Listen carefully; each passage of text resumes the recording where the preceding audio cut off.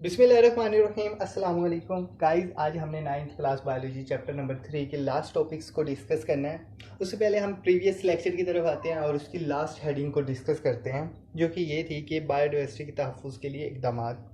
اس heading سے just ہم نے ایک ہی لائن پک کی تھی، وہ یہ تھی کہ پاکستان کی وزارت ماحول میں دو تنظیمیں بایو ڈائورسٹی کے تحفظ کے لیے کام کر رہی ہے۔ ایک تھی international union for the conservation اور دوسری تھی of nature and natural resources, جسے IUCN کے نام سے بھی پکارا جاتا تھا۔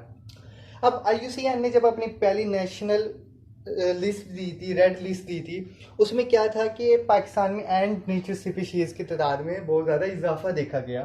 اب ان اسپیشیز کی تعداد کو روکنے کے لیے کیا ہے کہ کچھ حکمت عملی بنائی تھی اور کچھ خدمات کو پیش کیا تھا۔ وہ خدمات کون سی تھی؟ تو یہ 8 پوائنٹس پر دی گئی ہیں۔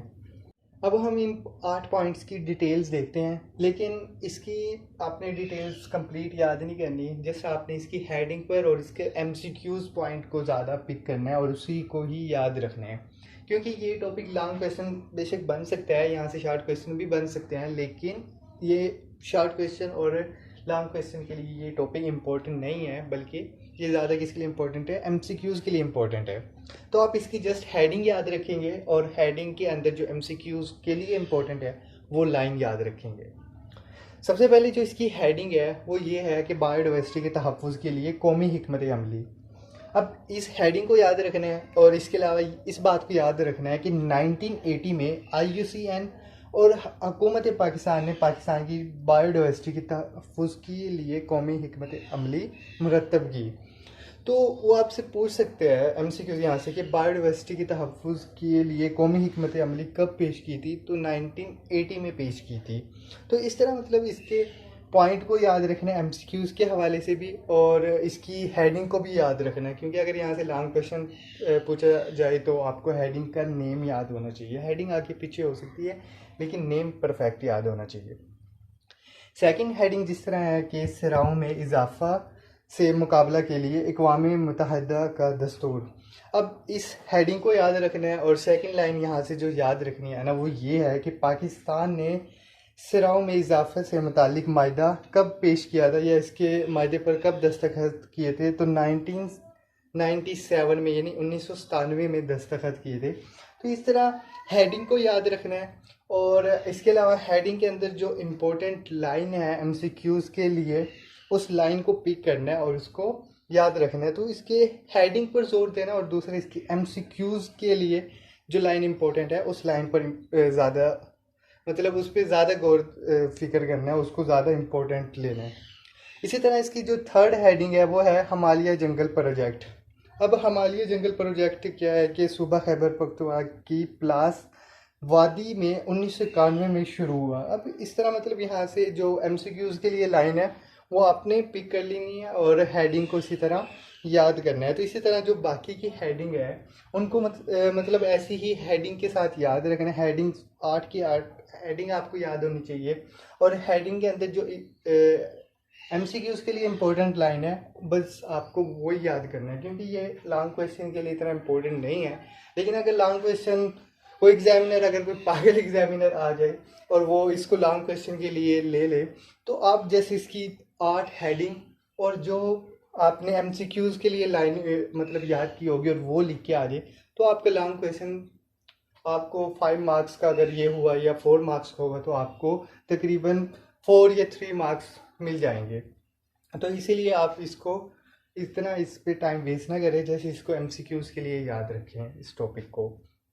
اس کے بعد آج کے ٹاپک کی جو ہماری سیکنڈ ہیڈنگ ہے وہ یہ ہے کہ پاکستان میں اینڈ نیچرڈ اسپیشیز کون سی ہیں۔ تو یہاں اینڈ نیچرڈ اسپیشیز کی مثالیں دی گئی ہیں 3۔ سب سے پہلی ہے Indus dolphin, second Marco polar beer, third ہوبارا bestowed. سب سے پہلے انڈس ڈالفن کا ذکر کرتے ہیں۔ تو اس اسپیشیز سے متعلق WWF نے بتایا کہ آج اس اسپیشیز کے صرف 600 جانور دریائے سندھ میں باقی رہ چکے ہیں۔ اب اس کی اینڈ نیچرڈ کی جو وجہ بنی تھی کہ جس کی وجہ سے یہ اسپیشیز کو اینڈ نیچرڈ اسپیشیز کہا گیا تھا، وہ یہ تھی وجوہات کہ اس اسپیشیز کی آبادی میں کمی، پانی کی آلودگی، مچھلیوں کے شکار والے جال میں پھنس جانا، اور اس کے علاوہ مسکن کی تباہی کی وجہ سے یہ اسپیشیز اینڈ نیچرڈ ہو گئی تھی۔ सेकंड जो इसकी हेडिंग है वो है मार्को पोलर बेर। अब मार्को पोलर बेर ज़्यादातर खंजराब नेशनल पार्क और इससे मुत्तसिल इलाकों में पाए जाते हैं। पिछली 2 दहाइयों से इसकी तादाद तेज़ी से कम हो रही है।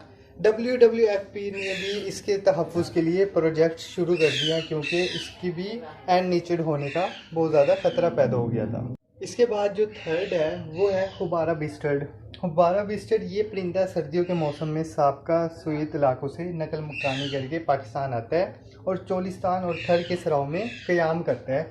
इसकी पॉपुलेशन में कमी की वजह गैर मुल्कियों का इसे शिकार करना और इसके मसाकन की तबाही है, मतलब इसके मस्कन की तबाही है। इसके जो झोंपड़ा है या जिस जगह ये रहते हैं उसकी तबाही की वजह से भी ये एंड नेचर्ड होने का इसका ख़तरा पैदा हुआ था।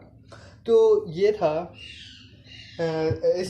आज के जो हमारे टॉपिक की सेकंड हेडिंग थी वो ये थी कि पाकिस्तान में एंड नेचर्ड स्पीशीज़। उसमें हमने 3 मिसालें पढ़ी एंड नेचर्ड स्पीशीज़ की, इंडस डॉल्फिन की, मार्को पोलर बेर की, हुबारा बिस्कुट की।